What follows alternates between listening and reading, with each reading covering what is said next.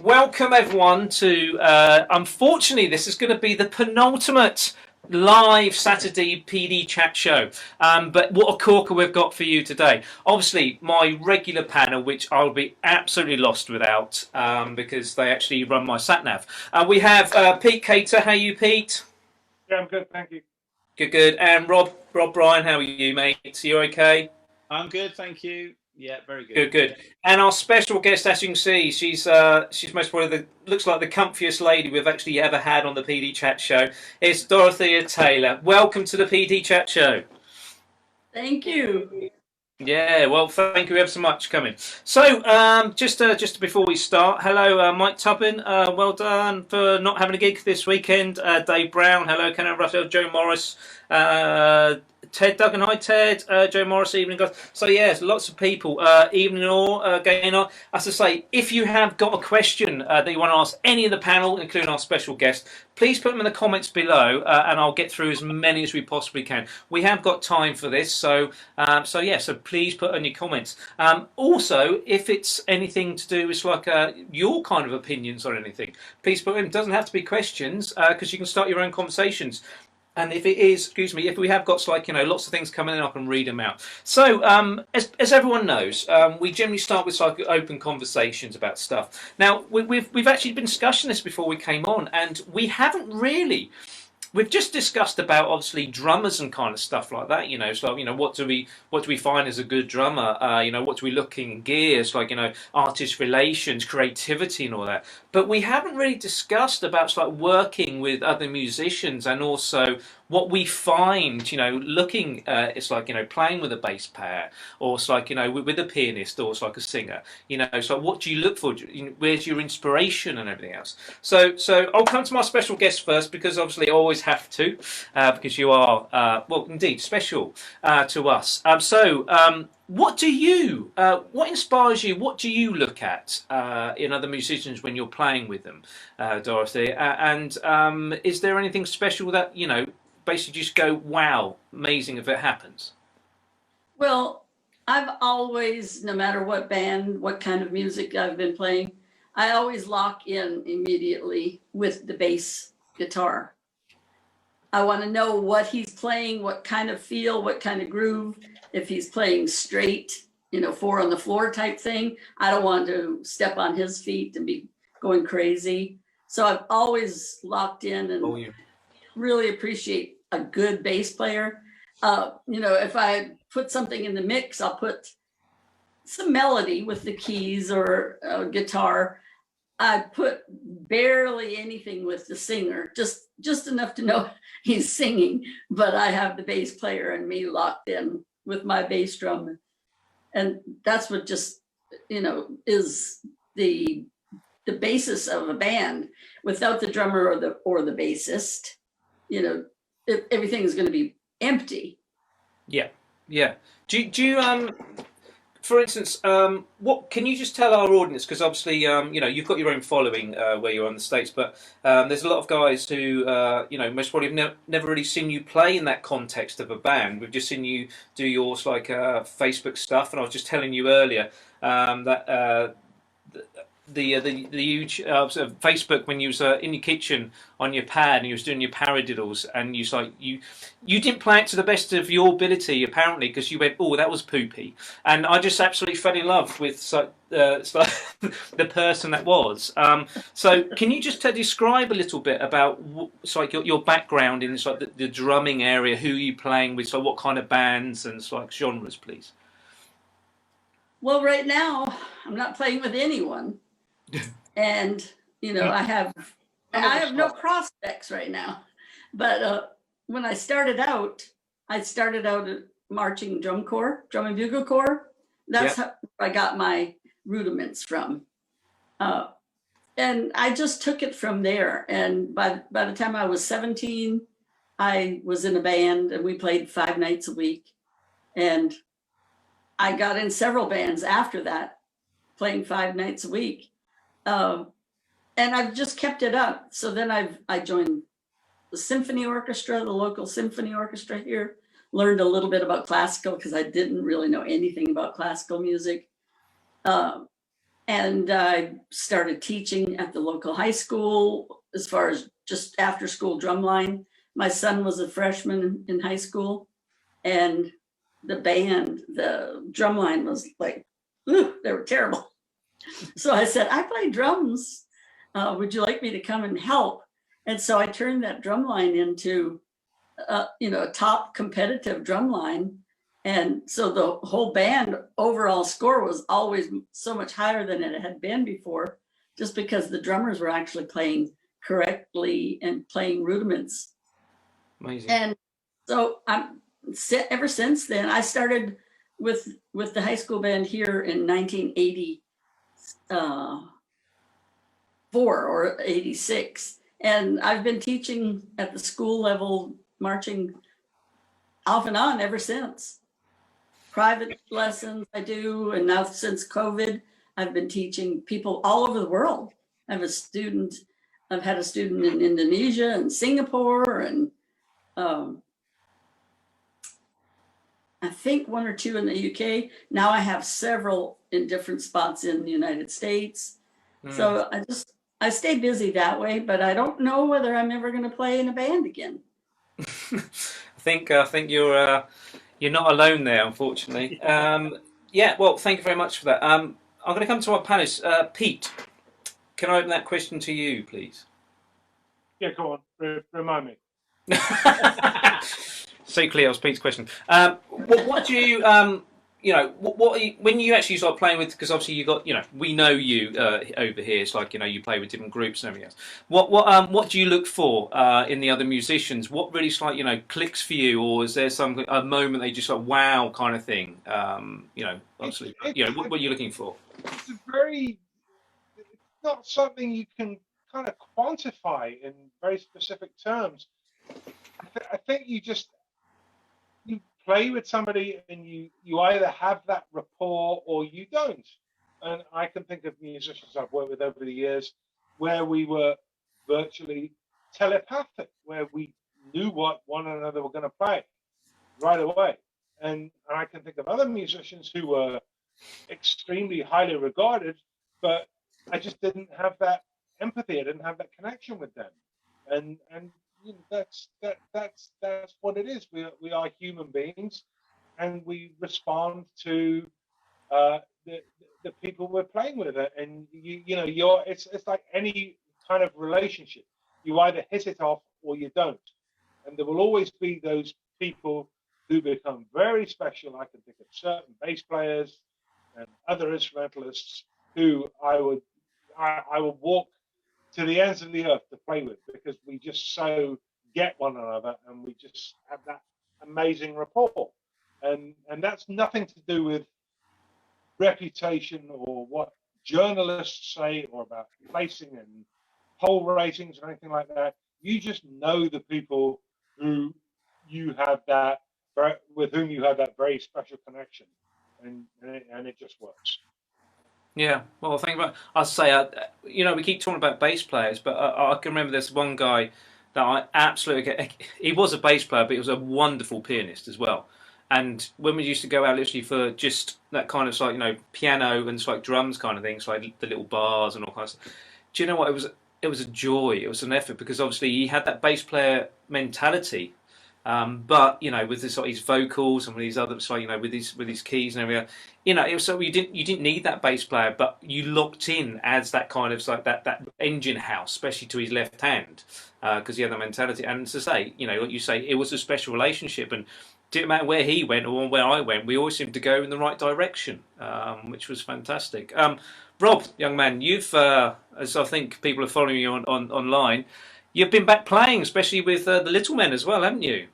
I have. I've been back in the studio working on my own stuff and Little Men, and an album as well for someone else that I can't talk about. But it's been good. I'm feeling good and I'm feeling healthy again. Yeah, and he looks tanned, which is yes. Which is quite bizarre for working in studios. They've got a pool, so that's pool, not pool. So we're the same question. It's like, what do you look for? Because obviously, we all know the locking in with the bass player thing. But is there other people that you really listen out for, especially your group, the Little Men? Yeah, I mean, it's a collective thing, isn't it? I mean, something like Little Men, where we're all very close and we're good mates. You know, we can be open with each other, right? Certain things, timing and feel, and those kind of issues, which is everyone said so far is so important, because music without feel, well, that isn't music. You know, they're just a bunch of notes. But also working, you know, like Pete said, with some people sometimes who are name people, and you think, oh, I want to get a connection with this artist, and sometimes they just don't give you that connection, and that can be really hard. So when you're working with lifelong friends that we've all spoken about so far, that's wonderful, because that will always be there. That's nothing to do with age. There's just an empathy that's beautiful. And sometimes, you know, as I say, you work with some people and you're never quite going to get it, so you've got to find another way to make it work. But as we've all said, you know, locking into that bass player is important. But I think, you know, listening to the band overall is quite important. And for me, as a session guy, I'm always thinking, you know, I need to lock in with that rhythm section, but then the artist, whoever is the leader, you know, I need to talk to them as well. So I have open conversations with Lorena and people, and I say to them, you know, I mean, I know you want a rhythm section that's tight and working, that's a given, but, you know, how can I help you deliver what you need? And I think that's quite important. I think a lot of drummers should be quite mindful of that as well. You know, it's a whole band unit. So talking to different members of the band and talking about the rhythm and the feel is extremely important, having those open conversations. So with Little Man, I'm very lucky, as I say, we're a bunch of friends, and we can be very honest and have a laugh and how we do it. But as I say, with the professional hat on in the studios, it's a very different thing. And I think having those open conversations with everybody is really important. And sometimes just following one person isn't, I mean, I've had experiences where I've been working in the studio and I've locked into that bass player, and when I've spoken to the artist who's in charge, they've said, look, actually, can you follow me? Can you not listen to what? And you sort of go, whoa, that's not how it works, is it? And you think, oh, hang on a minute. Yeah, it's your session. It's your thing. And again, that was a lesson I learned many years ago, and it was a valuable lesson. So that's why I openly have the conversation quite early with that artist to say, no, I know I'm with him or her on bass, that's cool, but what am I doing for you? And actually, I've learned a lot about rhythm, feel, and the universal time by doing that. You know, studying exactly what that person is looking for, because it's not always what you think. And then you take that away to another project, and that can help you. So none of it is sort of bad or poor information. It's all useful. Yeah, what's to say? It's brilliant. Just a few hellos. Craig Chapman, hello. We've got Stephen Buck, Gary Roberts, Rita, Ebony, Paul Lestrange, Thomas Smolan. Hello, Mum and Dad. Thank you for my support. Josh Holmes, Dave Johnson. We've got Ariane Herbert Land Jr. Says, awesome, Mum. Good to see you. I think I don't think that's aimed at us three. That's more, yeah. So thank you all guys for watching. Andy Bates, brilliant. So if there's any comments you want to put down in there about anything, I'll say questions as well. Please put in the comments if you're watching. Like Craig Chapman's just done it. So it's also useful to syncopate with a guitarist on technical fills as well. Well, the one thing I was talking just before we came on live with Dorothea is. So the John Bonham, because you started listening, you know, that's basically where you started, you said, with John Bonham, isn't it?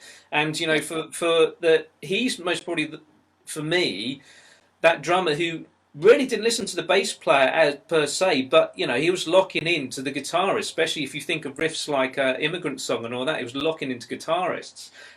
So what was that for, you know, Dorothea, this is a question for you, was the...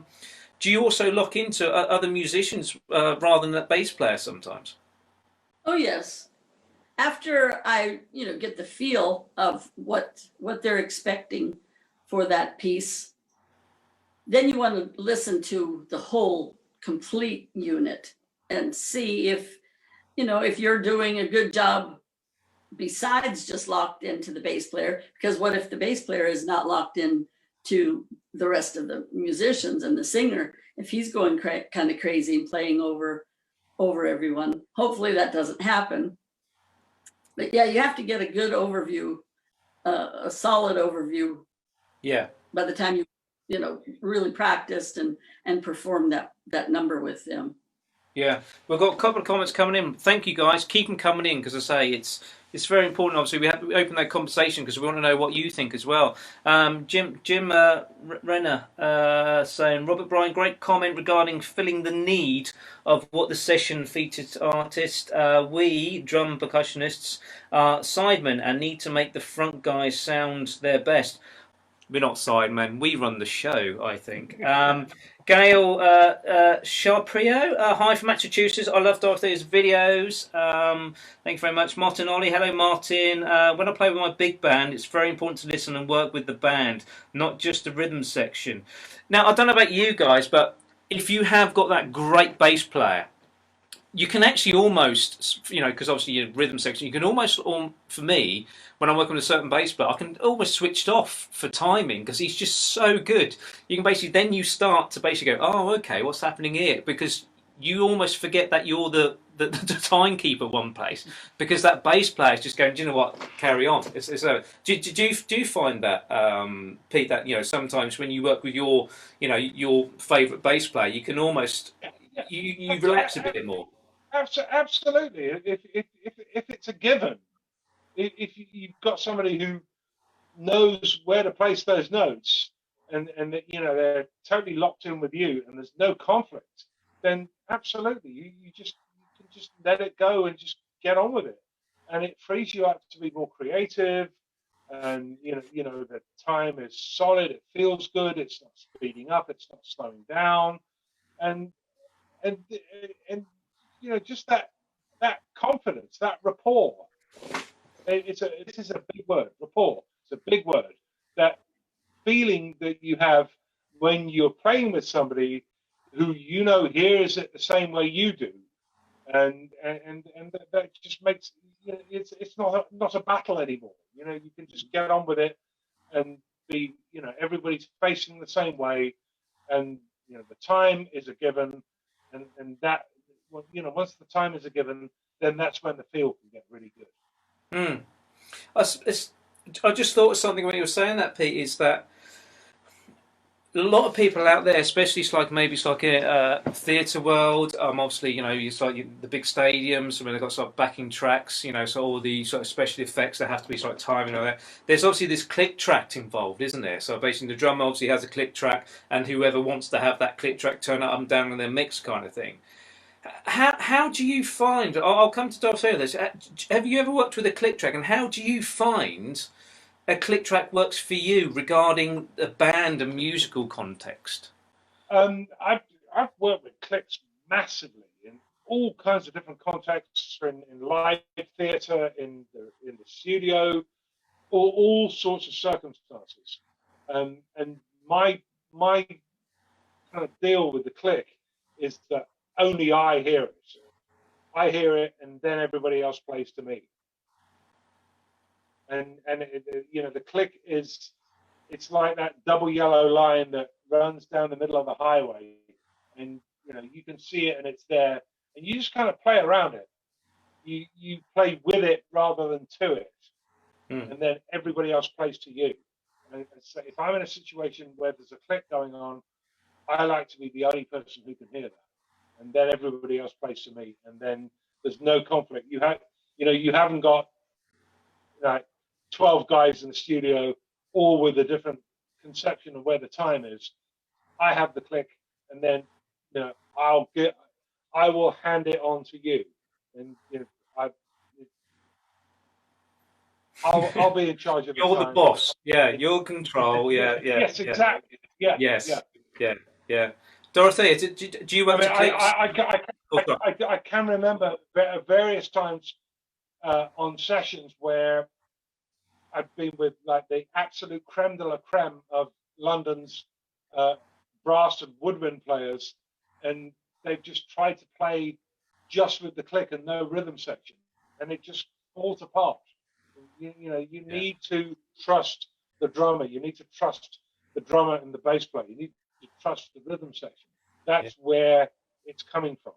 Yeah, well, I've played with a few orchestras that even with a rhythm section they fall apart. I won't mention that. Dorothea, same. Have you worked with click track, and so how do you interpret that? I haven't had to. to really work with the click track. The closest I came to working with the click is I played with two guitar players and there was no bass, so they had tracks. So I had to play with the track. The bass player was on the track and maybe some keys and or whatever. So I had to be right on with them. And that was difficult just for the purpose that I didn't have anything in the ear. And it was just from a monitor. And if the crowd got kind of wild, it was like I was straining my ears to hear and be able to stay on that click.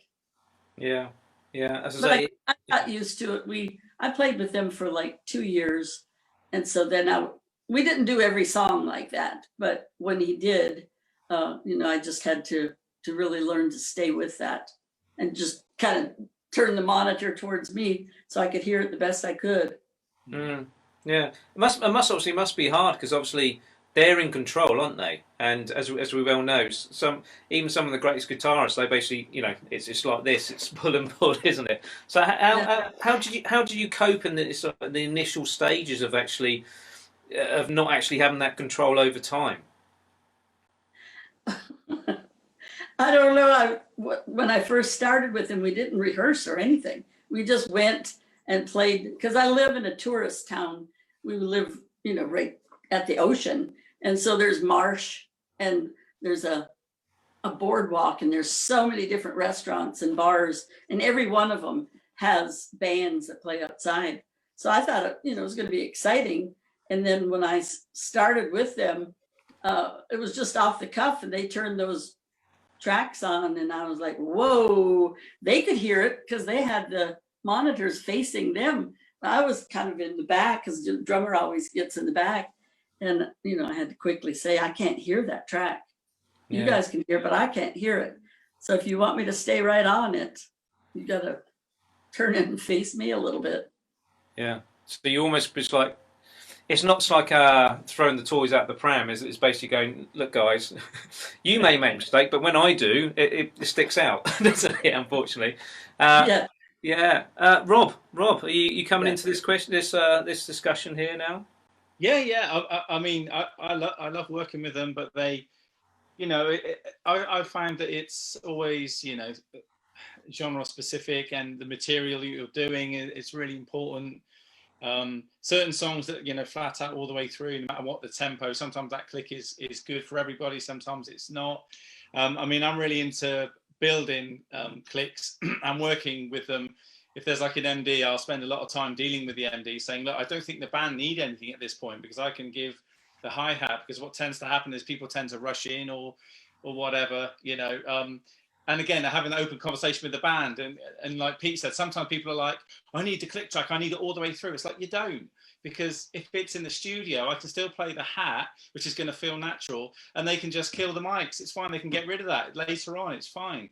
So you don't need it, and they can build their confidence. And actually, I find that if I take on board most of the time having the click and the loops just, in my headphones, especially the click, because obviously they need the loops, but then if I'm in control of that, I can sort of govern the situation a bit better and give people on stage a feeling that they're confident playing with the click, because sometimes that C word, makes people's backs go up. I don't like clicks, or people say I'm really good with the clicks, and actually they're not. They're quite scared playing with clicks, and their playing gets very jittery because of it. So if I can eliminate that for people on stage, I feel a lot more comfortable. So as I say, I try and get involved in the process, but it depends on the material and what you're playing. But I actually love them, and I think learning to play with them, around them, is extremely important, because very quickly I heard a story with Omar Hakim, which is almost a bit of a private story, but it was a few years ago now. But when Omar Hakim did the Kate Bush gig, she did like 20 odd gigs or something at the Hammersmith Odeon back in 2010 or something, 13, and they sold that in seconds. But he was the drummer, and I knew the guitarist on the gig, David Rhodes, who was Peter Gabriel's guitarist, and they were working on a specific Kate Bush song that just wouldn't sit. And they've got some of the finest musicians up on that stage, and it just didn't happen. And apparently Omar one day just said, look, we'll keep the click exactly where it is. We've tried it 5 up, 5 down, 2 up, 2 down. We just can't seem to find it. I'm going to play with the click. I'm the only one playing with it. And what I'm going to do is I'm going to play slightly below that, and you just play to what I'm playing, and everything is going to sound great with the backing track. And David Rose has worked with everybody, Steve Gadd, everybody. And they obviously they're all fantastic. And he said, but Omar, just in like 2 minutes, sorted out an hour's worth of practice just by going, right, I'll take this one, guys. Just follow me. It's going to be great. And he said it was amazing. So every night he was slightly flamming that click, but the groove was just fat and it was just absolutely right, you know. And I just thought, wow. And David said it was just amazing. Every time they played, it was like, yeah, I don't need a click on this. I'm just going to follow Mr. Hakim, you know. I think a lot of people... Sorry, yes, carry on. So I have an example. Currently, I'm going to lay down some drums for some guys, and they're going to put the guitar parts on top of it. So they suggested the song, and I won't tell you what song it is, but I'll tell you it is Van Halen, and it's a fun song to play to. And so I went to iTunes and downloaded it, and then put it in my headphones and played along to it. And when I was practicing, I was thinking, oh my gosh, am I that bad? Because, you know, I would do a fill, and when I would come out of the fill, I would have to correct myself. So I practiced it several times. And so then I finally sent them a finished product. And I mean, I was locked in. I played exactly with them. But what happened was I tried to play it on, I don't know if you're familiar with the Yamaha EAD. Yep. 10. Yeah. Okay. So there's an app, the Wreck and Share app. So I put the song in the Wreck and Share app, and it starts it with a click. You can eliminate the click, but it starts with the click. So it gave me the click off. We started the song, and within just 3 seconds or something, the band was so off of that click. So apparently they didn't use a click when they recorded that song. So I'm having a time trying to find something. Well, anyway, as of yesterday, they said, the engineer called me and said, we're going to get you a track that's, you know, steady. And then you're going to play and then send it back to us. Because they couldn't use the first one that I sent because it's so up and down. They couldn't put it, the engineer couldn't put it on a click for the rest of the guitars. Yeah, what's to say? The studio thing's obviously engineers, because obviously they quantize everything. But I think we've got to remember, if we're doing live, it's a reference point, isn't it? So that click is really a reference to where, you know, for instance, when Pete says, you know, I'm the boss, I won't have the click, no one else. You know, it's that reference point, you know, for whatever it is. Pete, I remember one of your clinics, you have a great exercise for working with click, which doesn't go on 1, 2, 3, and 4. Am I correct? Yeah, I do a lot of things there, and they're pretty. They've become pretty commonplace now in the industry, where just having the downbeat on the first beat of every 4th bar, or on the 3rd beat of every 8th bar, or something like that. These are really good things to get drummers to really understand the passage of time. And yeah, always. I mean, you know, what you have to bear in mind is that, you know, the click is what it is, but there isn't much music that we play with that goes beep, beep, beep, beep, beep, beep, beep, beep. So what I do is I program up like bass riffs, something that maybe Chuck Rainey might have played on a Steely Dan record, and I'll put those into the drum machine app and play along with them, or play along with little rhythmic figures. And so if you have like a syncopated rhythmic figure, for example, something like this, I don't know if you can hear this.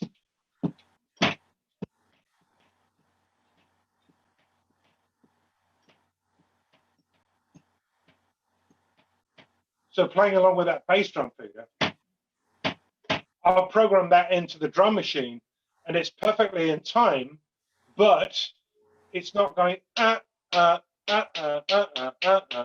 So as well as it being perfectly in time, it's making me take responsibility for that time. So rather than just like quarter notes or eighth notes, it's a really good way of strengthening your inner clock. Okay. Yeah, thank you, Pete. A couple of hellos. Pat Myersfield says hi, Dorothea.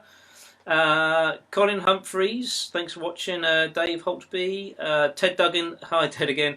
It said, you know, you're in the with the click when you're sitting in a groove and you forgot it's there, and you're not fighting it. It just depends on your playing. If you computer dance music, then obviously you have to play to the sequence music. Yeah, that's another sort. If you can't hear the click, you generally, you know, you're grooving with it, aren't you? That's another good thing. Peter Simsky, hello. Martinoli, hello.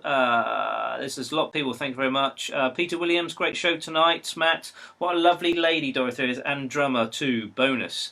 Glenn Williams, George Taxigale, Jason Cyclinks, Peter James, Pete Dayson, hope to see you soon, Pete, may not happen. Paul Luciaro, Edward Bernatak, Lance, guys, thank you ever so much for watching. Sorry if I got your names wrong, I'm not very good at reading out names. I'm not very good at remembering names, actually. I often wake up and have to remind myself my wife's name. So that's absolutely fine. Are you sure about that? No, it's my wife's name. Yeah, it's fine. She knows. Jonathan Flaggan is watching. Thank you very much. Jill O'Connie, maybe. There we go. So thanks so much.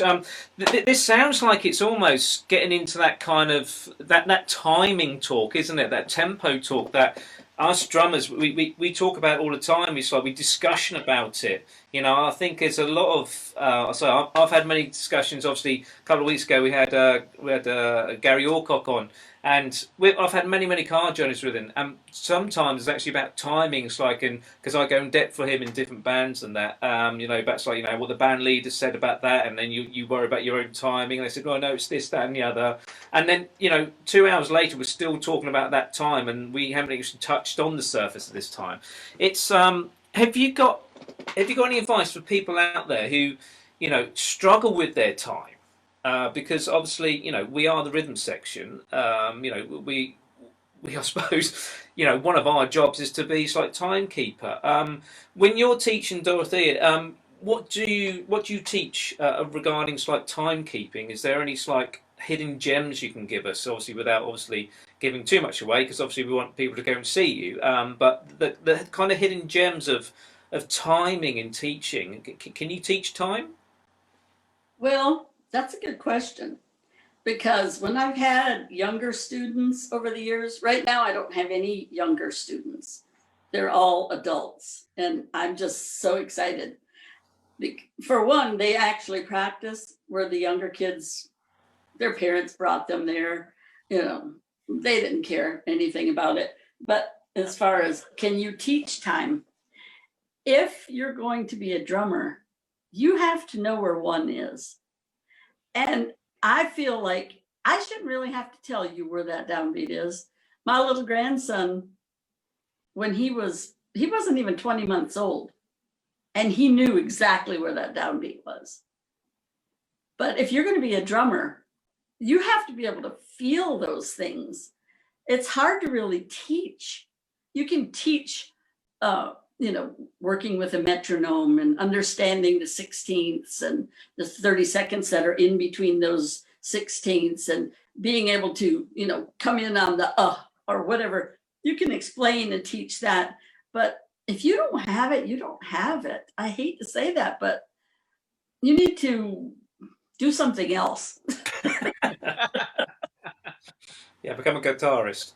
Yeah. But do you agree, though? Do you agree? Does anybody agree?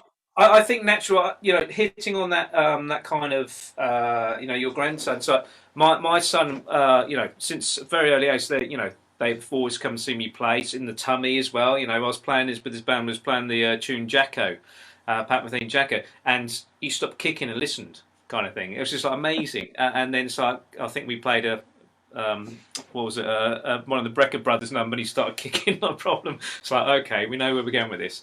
But they also, he's got perfect time. He knows where he's like, he clips, it's like he got time. Little one, she loves her singing. They do have it, because I think it's from early age they've always been exposed to music.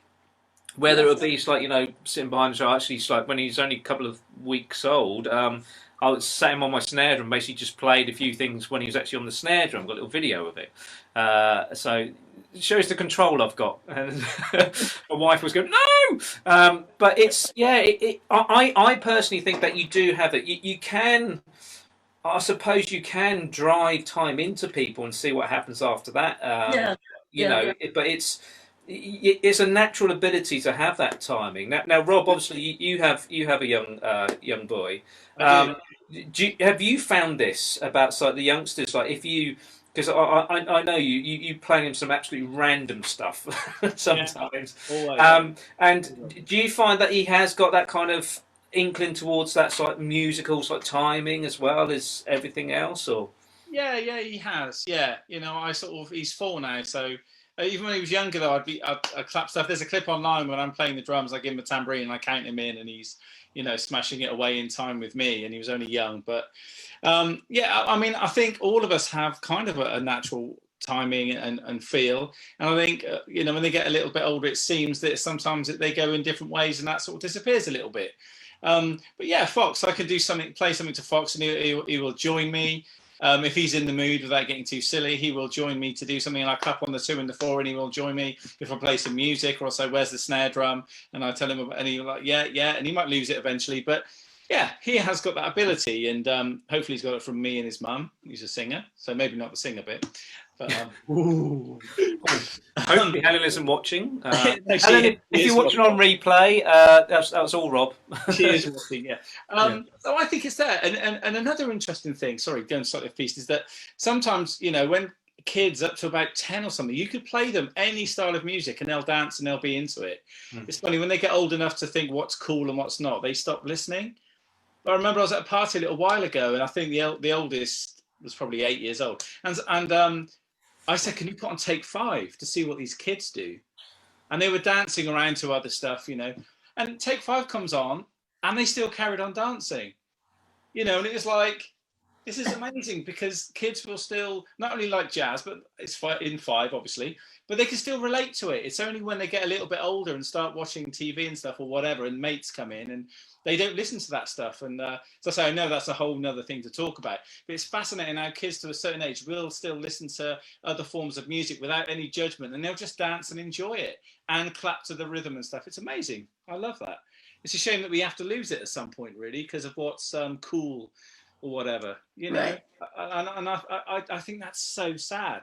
So I'm not going to be the boring dad that makes Fox try and listen to everything, but I will try and keep that up with his listening. I think it's really important not to, to have your teeny bop stuff. Of course, that's a phase. He needs that, but still listen to other forms of music. I think it's so important. Yeah. Pete, do you want to come in on this conversation about, like, can you teach time? With your students, do you find that, obviously some of them are going to have better times than others, but can you drill time into them? You just have to direct people towards great music. Just get a drummer to transcribe Ray Brown playing a blues. One chorus of Ray Brown playing a blues, 12 bars, 48 notes. Most of them are Fs. Okay, just get into that bass and drums relationship. And can you teach it? You can just direct people towards great rhythm sections that feel good, that sound good, that play well together. And I don't care too much. I mean, I've got all kinds of great records here where the time really kind of wanders around a great deal, and that's really not that important. As long as the music feels good, then that's fine. Yeah, that's true. But yeah, well, it's one of those. I suppose it's some people. It's many years ago. There was this poll, and I hate polls anyway because it's all that's how you feel about regarding how you perceive things. But it's like top 10 top 10 drummers of all time, and I was shocked that Buddy Rich wasn't on there. So once I thought, okay, I'll taste this. Blah blah blah blah blah. So but. Why isn't Buddy on it? Well, he couldn't keep time to save his, to keep a watch correct. That's like, well, he could, but he didn't want to. He wanted to basically push his band, so they were basically on the edge, and that's what made them great. It's like, but he can hold it back. He can, he had that flexibility to basically with his band. They would follow him like anything else. And that's what made it exciting, doesn't it? Sometimes when it's just like there, it's not exciting. We've got a couple of comments on that, which is great. Thank you very much for putting these down, guys. It's Gain Armage. She said, I found the Benny Greb Gap Click app really useful, improving my inner clock. Great. People look at that if you're interested. Andy Bates, I've been trying to get the Soundbrenner Pulse, which uses vibrations. It's strange at first, but when you get used to it, it's so great. Leaving your ears free. I think that's the one. That's like a watch. I think that's the one, isn't it? Yeah. I have one. How do you find that? It's great, and you can really feel that pulse when you're playing. Cool. Doesn't it? Because I don't wear anything on my wrists. It's like it's a thing that I just I don't even put a watch on because I just for me it's a balancing. I don't know. It's a mental thing, kind of. So as soon as it comes off, it's a mental thing. So I wouldn't be able to. I don't think I could play with that on, but it's. I did see one which is slightly going off topic, but there was a blind percussionist. I can't remember if he's in the States or if he's in China, but he was a virtuoso percussionist who basically played xylophone, marimbas, and all kind of stuff. But all he wanted to do was play in the orchestra, and they invented this thing to actually go around his leg, which is like a pulse thing with a magic baton. So when the conductor was doing this, it actually sent it's like a pulse to his leg. So he's actually playing with the orchestra. I heard him play Beethoven's Fifth Symphony. It was amazing because he could actually play with an orchestra. So obviously, technology is brilliant for that kind of sense, isn't it? It brings people to. So thanks for that. Martin Ollie, Dorothy is right. I don't think you can teach time. As a drummer, we have naturally in our system. I think then he goes on to say something about if you haven't got time. I think they call them bass players. I'm not going to read that one out because because I was some great bass players with great time, unfortunately. Sandy Tong, thanks for watching. Gary Sears, thanks for watching. Heather Gless, thanks for watching again. It's like we could most probably talk about this for months and months and months about timing because I don't know if anyone's seen the YouTube clip where somebody, I can't remember the guy, actually quantizes one of Bonzo's. I think it maybe sort of Falls in the Rain or something like one of his grooves, and he quantizes it, and it sounds awful. It's groove, it's feel, isn't it? It's that kind of thing. Keeping was up and down, but then. Like we're saying, that's what makes music, and he was also, what's important, I think, when people judge people on that, when certain drummers, are like, they sort of nerd out a little bit and say, oh, so-and-so's timing wasn't that good, and so-and-so's, but, they weren't there on the day. They weren't working with the 3 or 4 or 18 other musicians in the room. They weren't there to, their job wasn't to go through like a metronome. Their job was to go through and play music with those other musicians, no matter how many there are in the room. And I think that's what I was just going to say, because I think, I know some musicians that are bang on the click, and they're very clean and it's precise and they can be before and after. But actually what they're playing, does it feel any good? And I know some drummers like that, and sometimes it doesn't feel very good, and they're bang on it and they're saying, yeah, everything I've done is up there. But as Pete said earlier, you can play to that afterwards and it's so clinical and there's no feel to it. And you're like, no, how are we going to make this work? So it's a very, very, very, very fine line, I think, between it. And it's always it's highly subjective, and it's depending on the work you're doing at that time, with whichever band you're working with. But developing good time, is extremely important. But remembering that the feel of what you're playing is just as crucial, because I'm sure we've all done stuff where they've actually said, do you know what? Turn the click off. We're going to track this live. We can do it. We're on the same page, and that's a wonderful feeling as well. So yeah, it's highly subjective, but you've got to be very careful. Yeah. Just the music feeling good is the main thing. Just an apology, Martin. Yes, I do believe. Just look back. The bit about bass players wasn't my comment. Apologies, Martin. Yes, it was somebody else. I won't name him, but you can see who you are, Peter, on here. So yeah, that's it. Andy Workman, thanks very much for watching. Heather Gliss says finesse is the key. Yeah, so I think we've got to remember, so like when we are working, in our own practice times with the click stuff, that it's an aid, isn't it? It's an aid. So so when people say, oh, we need to play in such and such, and I was like, some of the guys with actually hate me because they go, oh, can we play this at 1-3-6, and you just you work it out, you go, right, it's here, and they don't believe you, so they get the metronome out, and you're spot on. It is a guide, isn't it? It's an aid to your playing. It's not. I don't know how. I think you talked about this, Pete. Like you listen to music at a certain pace, and then you know exactly what different metronome marks basically you can play stuff at. If people say play this at 80, you go, this is this one straight away. Yeah, I think that's true. And really, the only circumstance, and we've been living with the click now for, I guess, about 45 years. And the only circumstance where it really, really matters, where it's not negotiable, is if you're playing for a movie soundtrack and you're syncing music to pictures, and you've got to be exactly at a certain tempo for all of that to hook up. But on the other side of things, just go to that Herbie Hancock album, Headhunters, okay, and play Chameleon. Harvey Mason. The great Harvey Mason.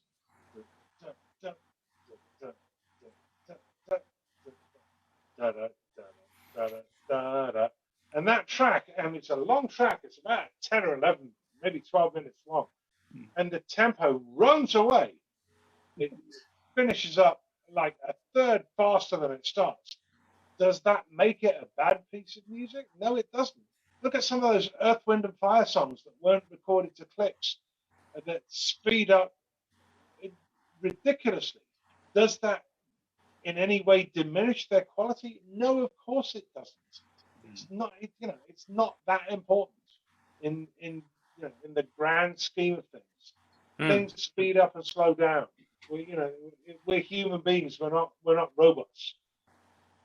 Yeah, good. We've got a question. We've got let me just find it so I can read it out. Andy Ward, hi Andy. Hi Matt, Rob and Pete, and wonderful Dorothea. About time I asked my students to close their eyes and listen to repeated patterns, the rhythms around them in daily life, a train travelling over a track, your footfall on the pavement, a dripping tap. And there's always like a training to your ear, that's what's around, to absorb subconsciously. I completely agree with that. I think, as rhythm makers, we're always hearing rhythm, aren't we? And then it's like, obviously that's when the compositions come in, because I think, Walter Melloman, it's like, I think Herbie Hancock was saying, it's like he actually heard when it was coming around Watermelon Man or whatever, the rhythm that he was singing it, it's like, oh wow, there's a rhythm there, and there's got Watermelon Man. These little things happen from it, don't they? So great point, Pete, on difference in tempo. Guys, Kiki's commenting is that they're actually fantastic, and obviously you can read himself and have conversation there on your own, really, within there. But obviously include us, because obviously we like to join in. Martin, I've played with musicians who've asked me what to count a certain place in songs, but I've always told them it's just feel it. As drummers, the gift is we have that probably others don't. I suppose it is, because I can remember my training years, it was actually my uncle said, they didn't feel like an 8-bar phrase. So I looked at him and go, feels like an 8-bar phrase. And teaching my students this, obviously that kind of thing, I think you said it earlier, Dorothy, about like the experience of that. Do you teach in that kind of phrase, mentality? It's like, look, it's like play 8-bar phrase here, 8 4-bar phrase, because obviously, there's a lot to deal with that, so especially pop music, isn't it? I've been working with my students right now, explaining, when to do a fill and when not to do a fill, and explaining, once in a while, just after a 4-bar fill, you could maybe put a little crash or a little 1-count fill. But the other day, I explained that I could even be talking to someone on the stage and know that I've just played 8 bars, because you've done it so many times. You just know, you just have that inner clock that's counting, but you're not even aware of it. You just get so familiar with it.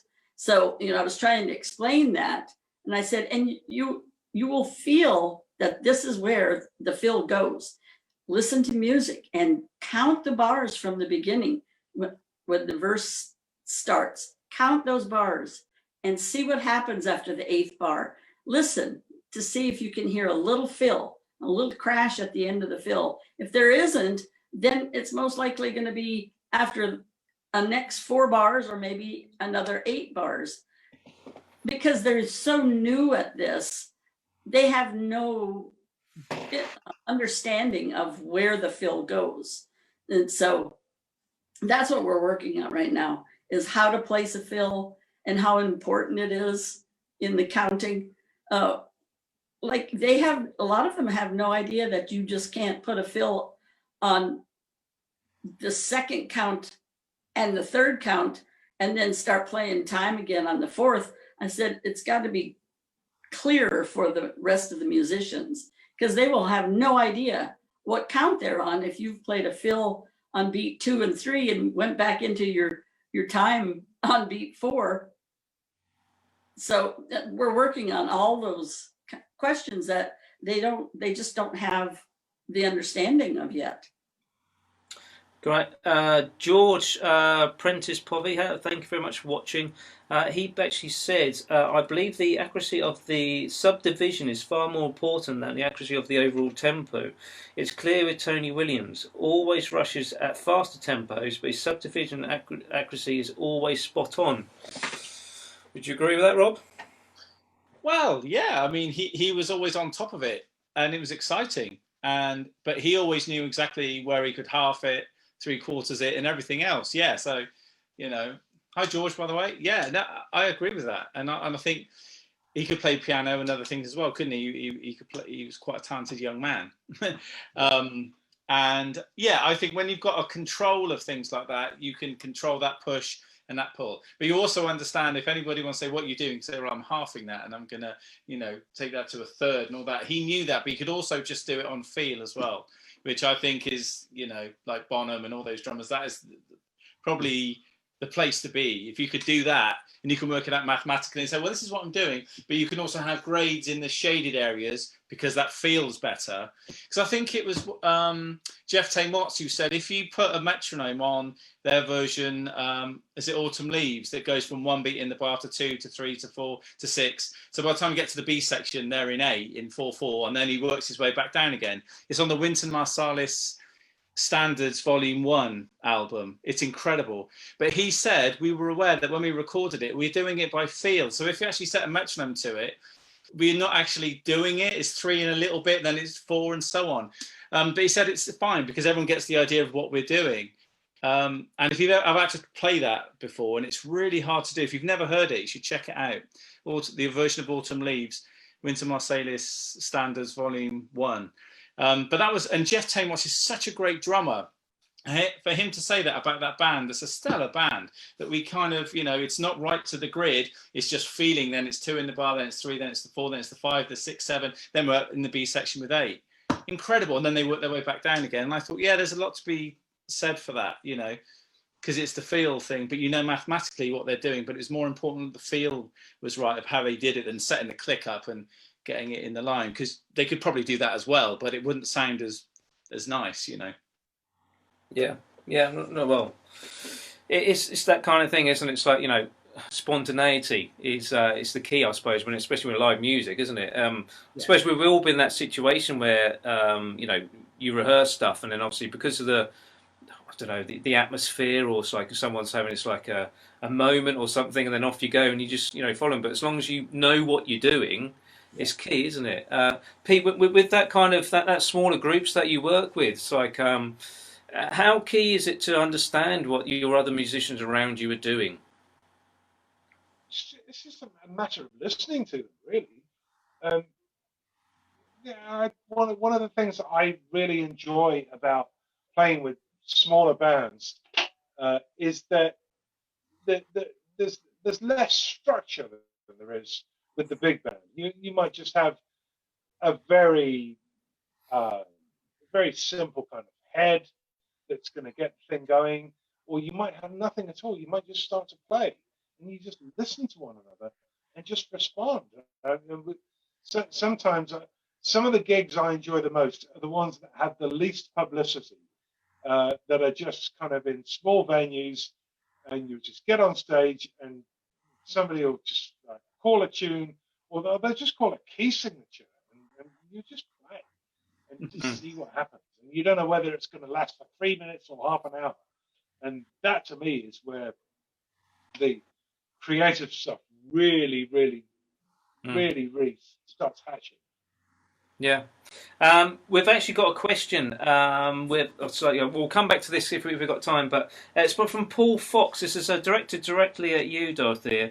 It says, so good to see you over there, even if it's in a virtual sense. I love your YouTube videos. This is not really a drumming question, but I'm not going to leave it out. You mentioned that your marching background. The UK has lost most of its marching band contest networks, but there are hotly fought regional and national contests for amateur British-style brass bands. We also have brass bands that don't compete and tend to be a little more informal and friendly. Is this similar in the USA marching bands, or is it a matter of complete or don't participate? Well, if he's talking about Drum Corps International, which is DCI, you join that and you are, strictly competitive. You compete all summer long, and you're able to be in there until you're 21. You age out at 21, and you spend your whole summer rehearsing and competing.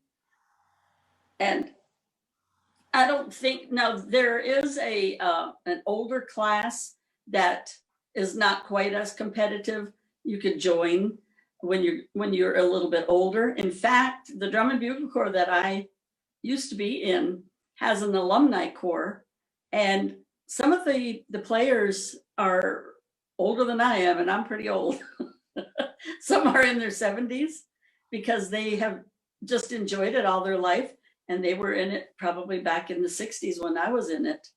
And so it's not competitive. They just play for all of the summertime events, any kind of festival. But just like this summer with DCI, nobody has gotten to live their dream of competitive marching. Nobody's been able to do anything. Every festival has been canceled. Every competition has been canceled. So it's been a really sad time for a lot of musicians, especially those that were going to age out, and this was going to be their last year in doing this. Because let me say one thing, if you are in a really good, well-known drum and bugle corps that marches, Drum Corps International, your level of playing compared to your chops, your level of playing, say you were here, by the time you finish one season, your level is up here because they practice all day long, 12 hours a day. And then the days that they're competing, they're still out there on some parking lot, getting their chops warmed up for the show, just to see if they can get as close to 100 natural points as possible. That means no mistakes in the whole, not just the drum line, but the whole drum corps, marching and everything. So that is the special time in those musicians' lives. And it's all been taken away this summer. I just feel so bad for them. Yeah. I got to do it for 6 years in that little small drum corps. And that was the best time of my life, traveling and competing. Amazing. We at the Palace Drum Clinic, we had Yeah, they're actually local to us. They're the Palace. They're the percussion theatre, and obviously that they come from that kind of jungle. They're all English, but they actually they're amazing guys. Please look them up. Got some videos on the Palace Drum Clinic website if you go to there, and they some of them spent some time in America doing that, and obviously it is a discipline, isn't it? It's a complete discipline. Yeah. Yeah, just out of curiosity, because I've seen some amazing. I actually love watching some of those bands and everything else, especially when they actually sit down and play the music, and obviously then they start the marching part of it. Some incredible musicians and it's like incredible bands and sounds they can get as well. What percentage of we just talk about drummers here? What percentage of drummers actually go on and actually have a career in drumming from those bands? Do you know at all? I really don't, other than I do know that they if they're in the percussion section and or horn line or whatever, they'll find a college to go to and teach. But I really don't know that many that have marched in a corps and then now are professional drummers. But like Thomas Lang has drum corps chops, but I've never investigated whether he marched. But he just looks like he has those drum corps chops. And there's a couple of other drummers, well-known drummers also, that have those rudimental chops. Yeah. Heather Gleason said, I grew up loving the Bridgemen. The Bridgemen, yes. Yeah. Yeah. So, what is it? What's it make? Because obviously you can tell that category, can't you? So it's from those chops guys, and obviously when you get onto the drum kit, you can tell they have actually had that rudiments drilled in and all everything else. What is the physicalities of actually going from sort of that drum environment to actually the drum kit? Because obviously they are two different disciplines. Because speaking to some of the guys in the percussion theatre, I think there's 8 of them, and I think only 3 actually play the drum kit. Right. Transition there. What actually do some transition onto the drum kit? Because obviously you have. Yeah, I did it when I was young. I purchased my first drum set when I was a junior in high school. I was 16, and I got into listening to bands like Cream and Iron Butterfly and Zeppelin, like I said. So I was into the drum set kind of thing. But now I follow several people on Instagram that are just drumline type students. And I've checked their profiles. There's nothing underneath in any of the videos that they post on drum set. So I guess they're just not interested in that part, because it's totally different. Yeah. Marching and playing rudimental versus 4-limb independence on the drum kit. And you have to use more feel. It's not so rigid as in marching. So I think the percentage of people that play core style, strict core style rudimental, I think the percentage of them going into drum set is probably lower than I would like to think, really. Yeah, as I say, I've always been fascinated, because all the people know me. So I actually grew up in the Salvation Army. So we did a lot of marching. I can remember I can't remember how long it was, how many miles we marched in Osaka and in Japan in a sweltering heat, basically marching along this parade. It was just the longest road in history. All that kind of stuff. So I've always had that kind of. Sort of go-to kind of all those drum corps stuff, because I think it's absolutely fantastic, and I love the rudimental side of drumming as well. But obviously this is my first kit, this is my first love, I should say. Pete and Rob, have you had dabbed into that kind of that rudimental snare drumming field, just to see the difference at all? Rob, have you at all, or? Only that my dad made me learn all the rudiments, obviously, and he was mad about the Scots pipes and drums, so he would always play me loads of albums of the Scottish pipes and drummers, and whenever there was anything on, the What's Name Tattoo every year, he'd make me sit down and watch that, and it was fantastic. But then he'd always talk, about the American stuff, but there was no YouTube then. And he said, but they used to swing. He said, they do all that stuff, but it swings, and you will hear it one day. And of course, then eventually I did, and it was like, oh my goodness, that's incredible. So you could play all those rudiments and then give it that swing as well, that swing element to it. And yeah, that was incredible. So yeah, I spend a lot of time on it. And actually, when I'm warming up on the pad, I'll usually go through some military-esque sort of snare ideas with 5-stroke rolls, 6-stroke rolls, and buzz rolls and double-stroke rolls and roughs and stuff, and then start to bring the bass drum in. And then, of course, you end up in Steve Gadd territory, and that's cool. That's what I was trying to think of. Steve Gadd. Yeah, that crazy. Is it Crazy Army? That's Army. Yeah. Then you can make up your own Crazy Army, because you're inspired by that, and it kind of happens because you know about linear drumming, and so yeah, I think it's amazing. And I did a clinic once with oh god, me and names I've forgotten. Who's the Scots guy? Pete. Jim Kilpatrick. Jim Kilpatrick. I yeah. spent a weekend with him at a hard case clinic. And he was just wonderful. We went out with dinner with each other and stuff. And he showed me loads of different things. And that was incredible. So I've taken that stuff on as well. He showed me this paradiddle that goes between all the digits of your fingers. Yes. Man, amazing. And I've been doing that ever since. But yeah. He's amazing.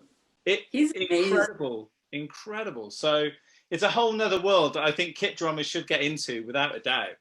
And their drumming will, you'll get more creative, I think, from it. Whether you use it with your rock band, maybe not. That doesn't matter. But as a drummer, I think you would evolve a lot more and creatively take on a lot more things. Right. I think. Right. Yeah. Pete, have you, can I see you like with a strap and it's like marching the side there? Or was it just a dream you had last night? Probably not, but there's so much merit in it. And, go back into the Wilcoxon books and things like that. There's so many ways that these things will finesse your hand technique, and you can actually apply this stuff to the drum set.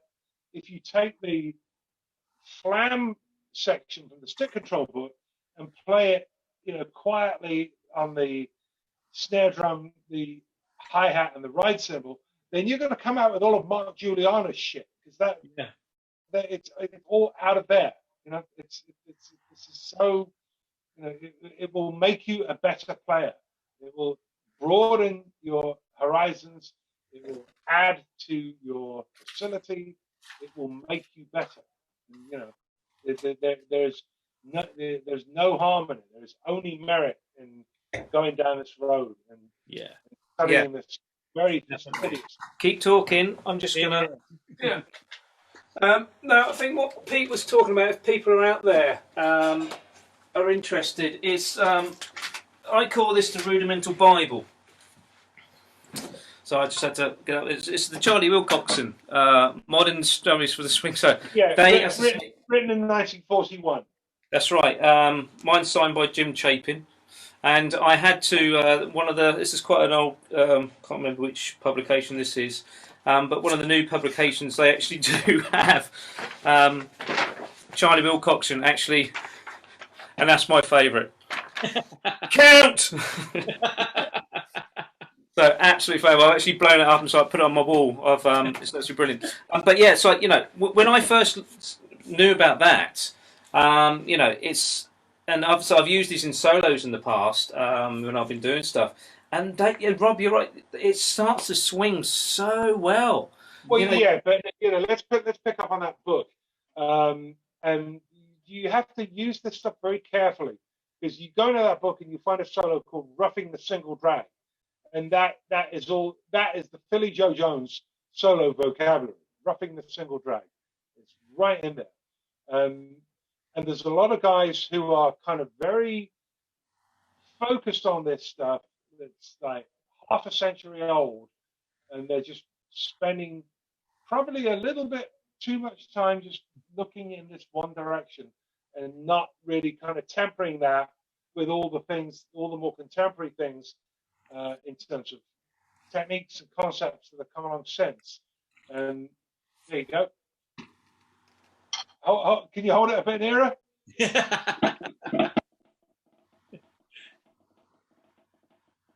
That one. That one. Yeah.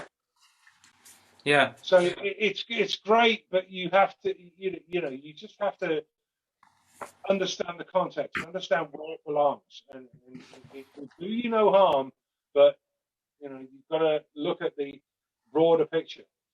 Yes, definitely. I must admit, when I was studying with Jim Chapin, actually he showed me how to play these correctly, and it's you open up the rudiments rather than playing very military-esque.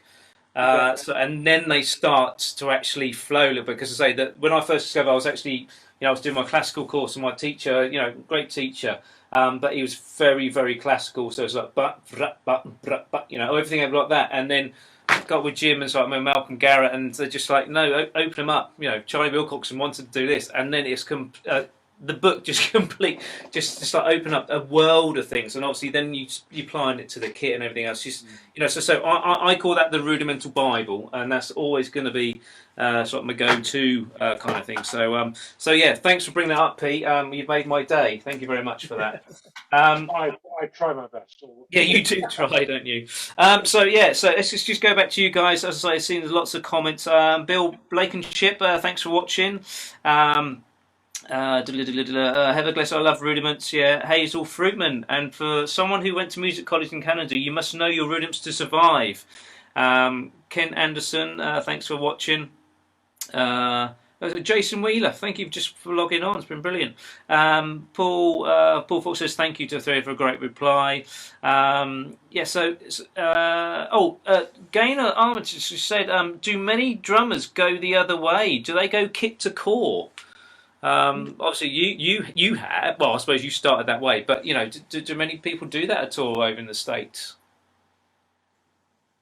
Oh gosh, I mean, you have, in order to be in drum corps, you have to be young enough to be in it. Anything under 21. So I don't know how developed that they would have been on their drum set before they decided to go corps, because corps.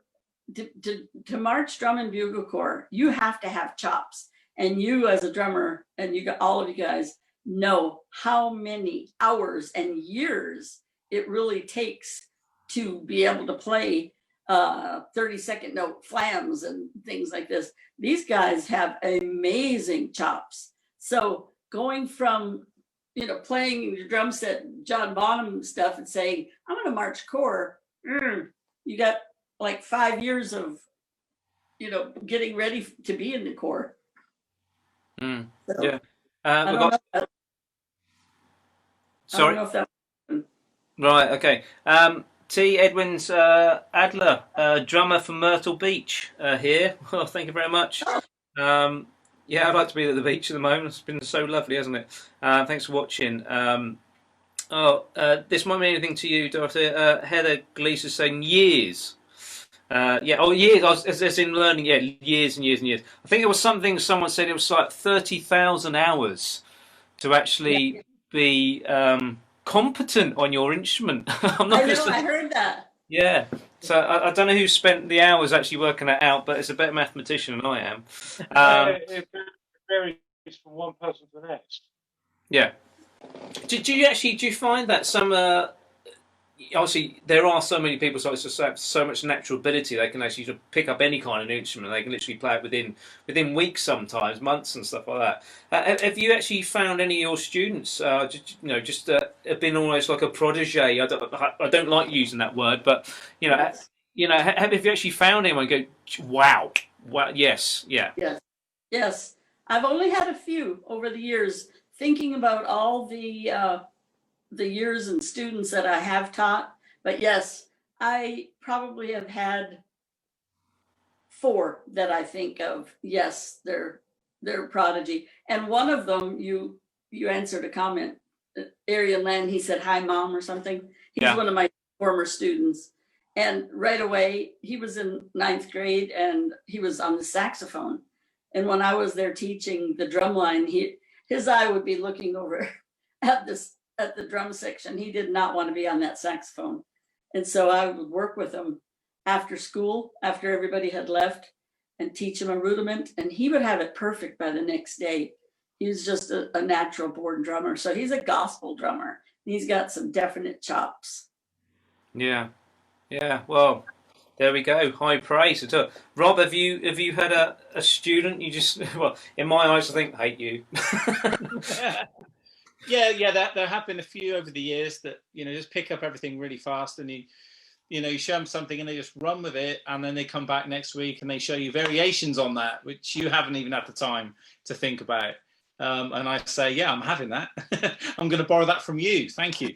So yeah, I've had a few, and George actually is who spoke earlier. George Povey, he's one of them who did asked the Tony Williams question. He's one that I could show something to, and he'd be like, yeah, get it, and then he'd come back, a week or 2 weeks later, and he said, yeah, well, I've now put that on the hi-hat, I've now put that on the bass drum, and it's still musical, So yeah, there have been a few. Yeah, Pete, have you got anyone you think I'm not teaching you all my tricks? Sorry? No, I love give. Oh, sorry, Pete. Oh, yeah, Pete. Have you got anybody that you think I'm not going to teach you all my tricks? Well, for me, the most obvious student that I ever had was the late Chris Dagley, and he was so astonishingly talented when he was like 13, and inside a year, I got nothing left to teach him, and I left the band so he could have the drum chair and blossom, which he did so incredibly. And in the more recent times, over the years that I've been teaching degree level, which is nearly 30 years now, there've been a lot of really good players who've gone on to do great things and have like household name, big name gigs. But of all of them, to me, it comes back to Chris. I think he was just such a special talent, and we lost him so very tragically 10 years ago. Yeah. He went to London and he got in that session scene, and he was better at everything than any of the other guys. Those guys who do, they'll do a pop gig one day, they'll do a film session the next day, they'll do a jazz gig the next day. He did everything better than all those other guys do. I don't care who you want to name, he was better across the board than any of them. Sadly missed, unfortunately, yes. Yeah, really. 10 years gone. Yeah, that's crazy. I can't believe it's 10 years. I remember the day when we found out. It's a very sad day, but what a legacy he's left, Lo. Blimey, I've just noticed the time. We've got 10 minutes left, and I've got to get through so much. First thing I want to get through is, Dorothea, who coined the phrase "Godmother of Drumming"? Because we keep saying this, Godmother. I've been typing it this week a lot. Who's because I can understand and agree completely, but who actually coined that phrase for yourself, or was it you copyrighted it and just think I'll get it out there?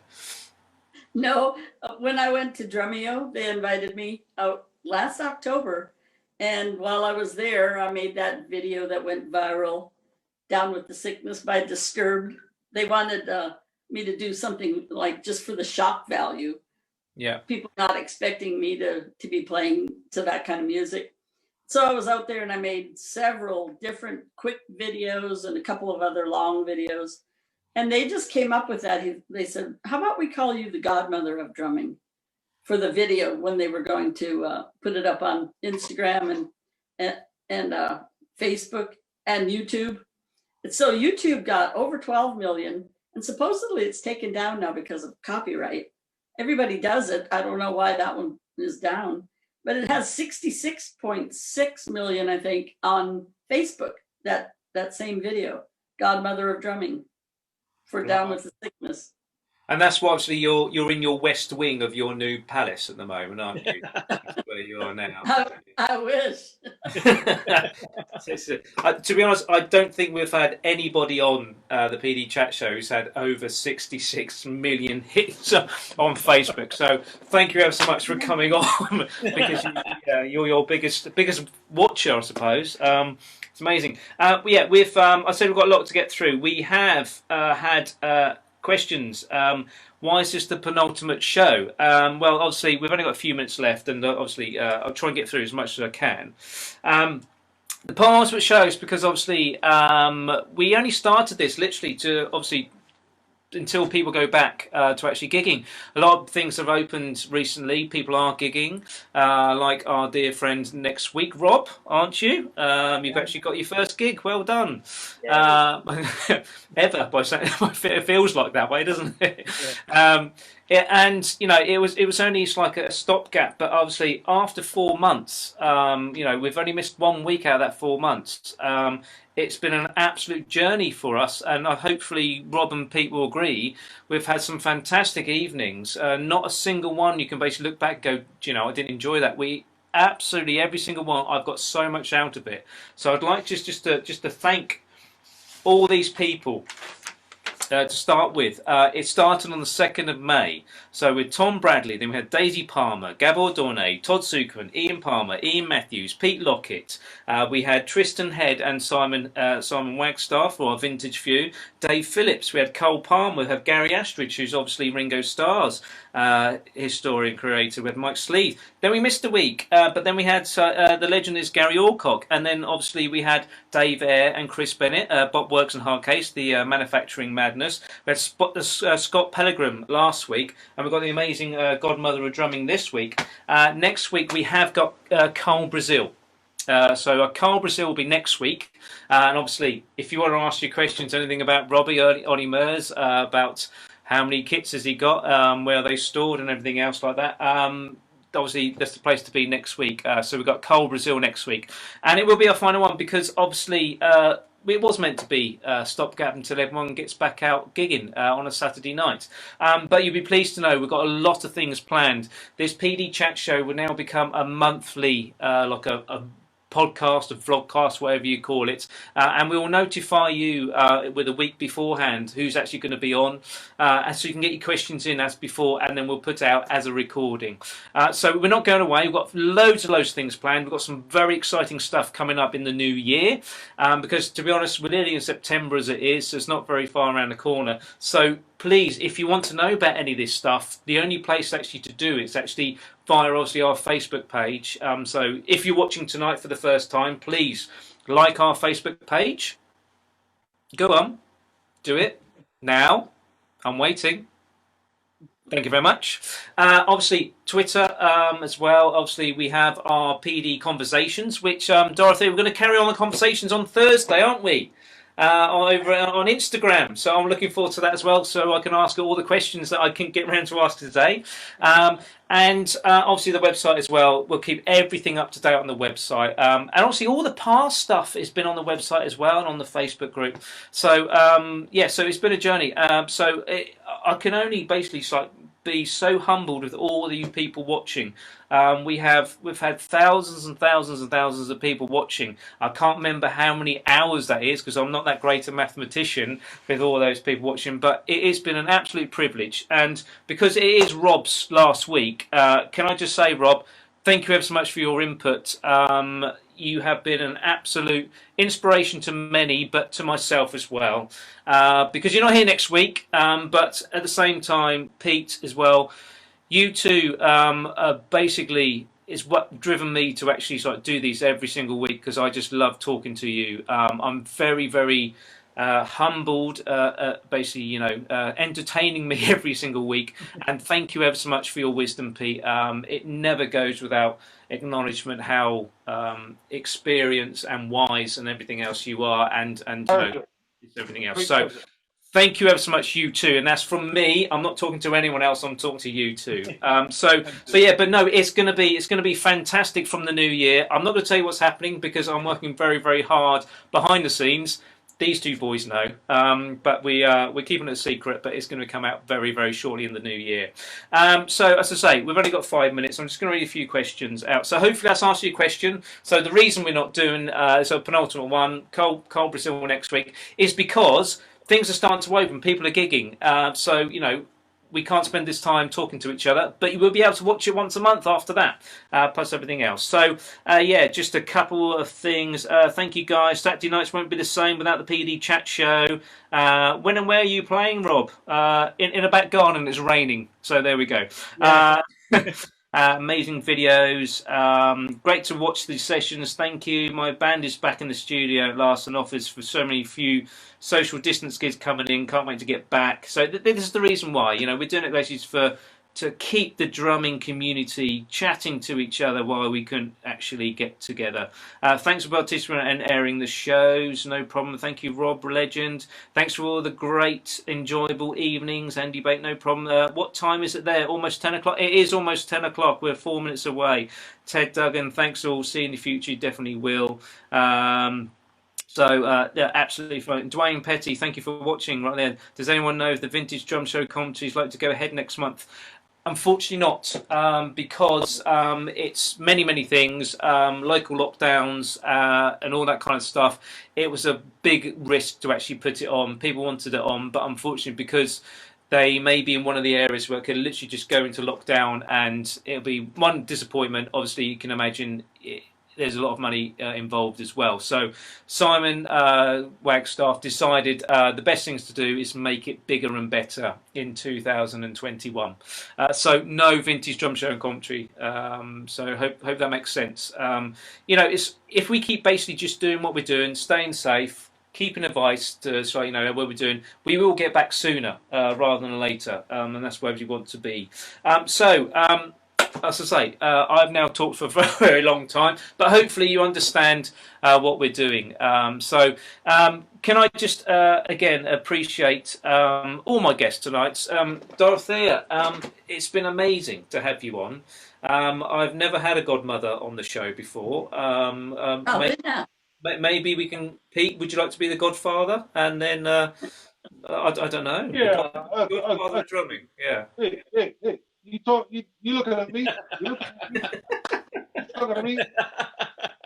Right, you heard it here. The godfather of drumming, Mr. Pete Cater. So that's how it's going to be known from now on. No, thank you also, guys, for watching. Also, thanks for that, Matt. No problem at all. Paul Sutherland, thanks for watching. But as I say, if you're just joining in, you can watch us on replay because there's been some amazing conversations happening in the last hour and a half. Just put hashtag replay in, please, and then obviously we can see your comments as well.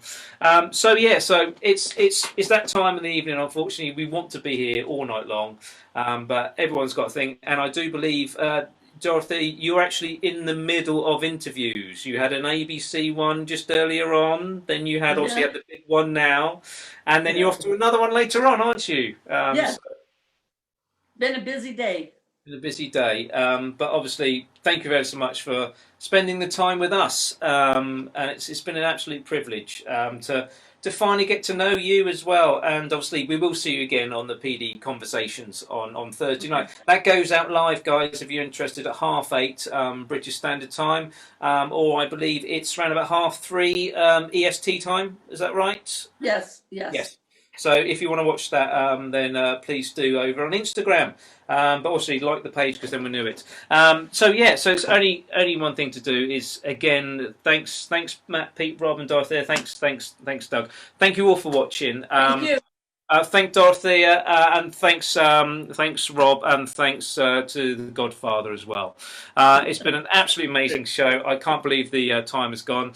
So we will see you again next week. We won't see Rob, so thanks Rob for all your support and hard work over these last 4 months. You will see Pete, and you will see myself with Mr. Carl Brazil, and that's next week at 8:30 only on the Palace Drum Clinic Facebook page. So thanks ever so much, guys. Thank you very much for watching. Stay safe, and we'll see you next week at 8:30.